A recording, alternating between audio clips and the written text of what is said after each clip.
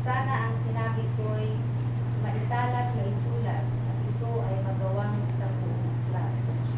At sa bato'y maiukit itong mga salita ko upang sa habang panahon mabasa ng mga tao.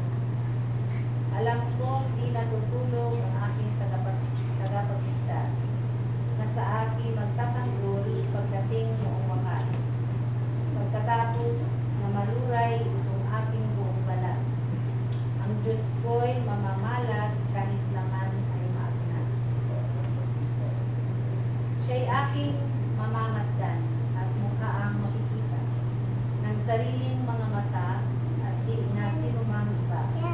Ito ang salita ng Diyos. Salamat. Salmo 2. Panginoon, aking mahal, panalangin ko'y pakinggan. Panginoon, aking mahal, panalangin ko'y pakinggan. Dinggin mo, O Poon, ang aking dalangin, sapagkat matuwid, kaya ako'y dinggin. Itong iyong lingkod, huwag mo nang subukin. Batid mo ng lahat, kami ay salarin.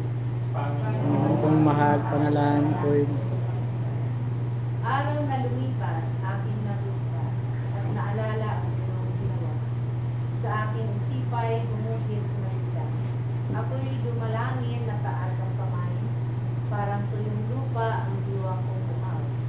Panginoong aking mahal, panalangin ko'y pakinggan. Nawala ng lahat ang aking pag-asa, kaya naman poon, ako'y dinggin mo na. Ako ay umasa sa iyong nagtiwala, na kung umumagay, pagbubunin ka, iyong pag-ibig mo na lughang daghina. Panginoon, aking mahal, panalangin ko'y pakinggan. Ikaw ang aking Diyos, ako ay turuan, na aking masunod ang iyong kalooban. Ang Espiritu mo'y maging ikaw, maging aking tanglaw, sa aking paglakad, sa ligtas na daan. Panginoon,